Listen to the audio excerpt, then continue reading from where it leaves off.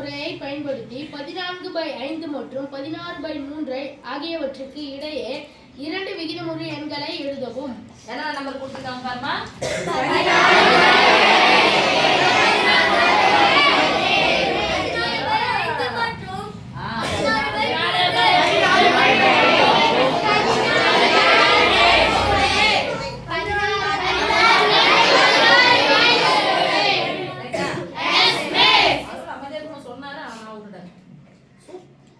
Sometimes ரொம்ப ஷாக்கிங்கா இருக்கும். நீங்க அப்படியே அவ்வளோ ஓவர் கியூரியாசிட்டியோட இருக்கீங்க. ஓகே, சராசரிகள் முறை நான் வந்து 2 கூட்டி 2ஆல் வகுக்கணும், வேற ஒண்ணும் இல்ல. சராசரி என்னது? 3 எண்கள் கொடுத்தானா 3 கூட்டி 3ஆல் வகுக்கணும், அதான் சராசரி. சரியா? அப்ப 2 கூட்டி 2ஆல வகுக்கணும், அதான் சராசரி முறை. நான் அந்த முறை போறேன், இன்னொன்னு போறேன். 2 கூட்டிக்கலாமா?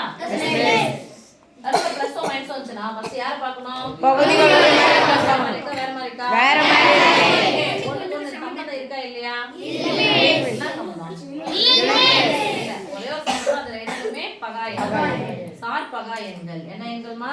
சார் பகா எண்கள். சம்பந்தம் இல்லனா ரெண்டுத்தையும் பெருக்குங்க. ரெண்டுத்தையும் பெருக்குனா என்ன சொன்ன? சராசரி முறைனா 2 கூட்டி 2ஆல் வகுக்கணும். அப்ப என்ன பண்ணுங்க? பை 2 பெருக்கலாமா? எஸ். ஒரு 4 தான் 14. என்ன போடுங்க? 3 ஆ 12க்கு 3 இங்க 6 5 30க்கு 1 5 5 5 3 8. இப்ப 2 தீ நான் பண்ணனும் கூட்டணுமா? எஸ். 42 கூட 80 கூட்டா 80 40 120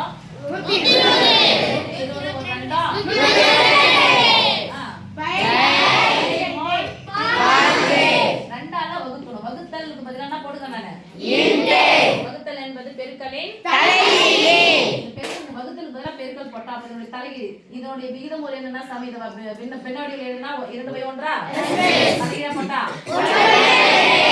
நடுவுல பெருக்கல் குறுக்கு என்ன பண்ணலாம்? கேன்சல் பண்ணலாம். கேன்சல் தான பண்ணலாம்.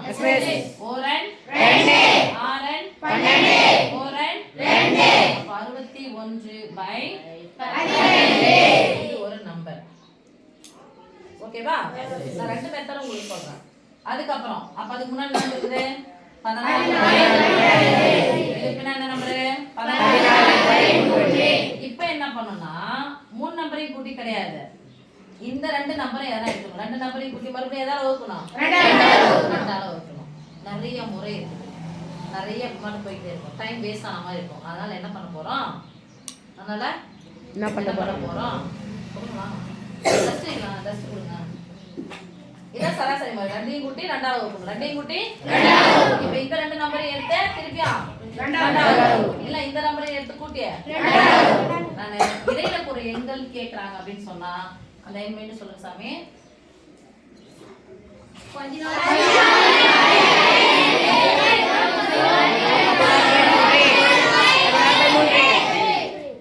இப்போ இதுக்கு இடையில இருக்கக்கூடிய எண்கள். இதுக்கு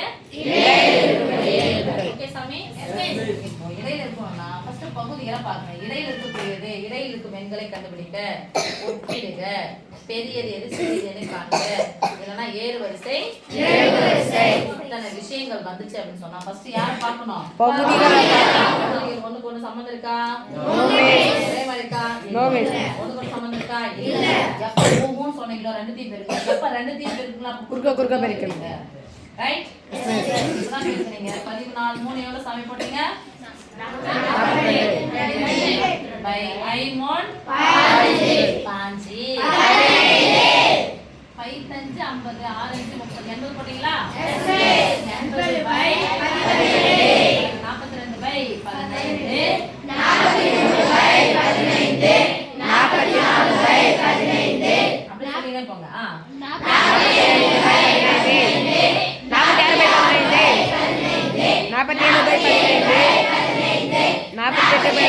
15 48 by 15 49 by 15 50 by 15 so we can write அப்படியே எழுதலாம். அவ்வளவுதானே? இப்போ எது சுருக்க முடியுமோ அதை சுருக்கலாம். இது விட்டுருங்க. கடைசியில இருக்க நம்பரையும் விட்டுறணும். இது 80/15 விட்டுறணும். கடைசி நம்பர் தான் அப்படியே போயிட்டே இருக்கு. 80/15 வரைக்கும் இடையில் இருக்கக்கூடிய விகிதமுறு எண்கள் தான் கேட்டாங்க. அதான் நம்ம இடையில எழுதணும். பகா எண் பகு எண் சம்பந்தா இல்ல. இதுவும் பகு எண் இதுவும் பகு எண் சம்பந்தா இல்ல.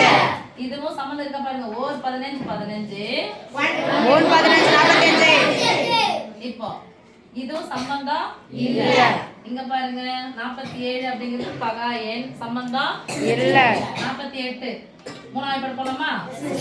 5 16 48 48 அடுத்து 49 ஏழாம் வாய்ப்பாடு வரும். இதுக்கும் சம்பந்தம் இல்ல. 5 0 முடிஞ்சு அஞ்சாம் வாய்ப்பாடு 35 15 55 இது 51 மூணாம் வாய்ப்பாடு வரும். 5 1 மீதி 2 7 இதெல்லாம் நீங்க ஷார்டன் பண்ணி எழுதுங்க. ஷார்டன் பண்ணி எழுதலாம். இல்லை மிஸ் நான் ஷார்டன் பண்ணிலாம் எழுத மாட்டேன், சுருக்கிலாம் எழுத முடியாது, எளிய வடிவில் என்னால் எழுதவே முடியாதுன்னா இதே மாதிரி 80க்கு முன்னாடி என்ன இருக்கும்? 79/15 வரைக்கும் என்ன பண்ணிடலாம் நம்ம? ஓகே சாமி. இப்போ மீதி சுருக்கி எப்படி சொன்னாங்க போகலாம்? 14/5 எளிய வடிவம் தானே? 43/15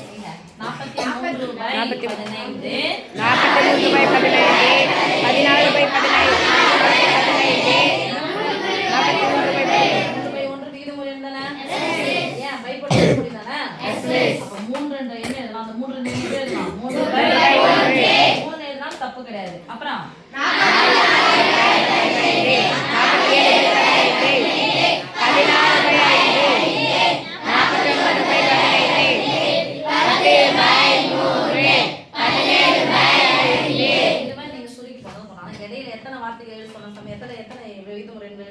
2 பேர்.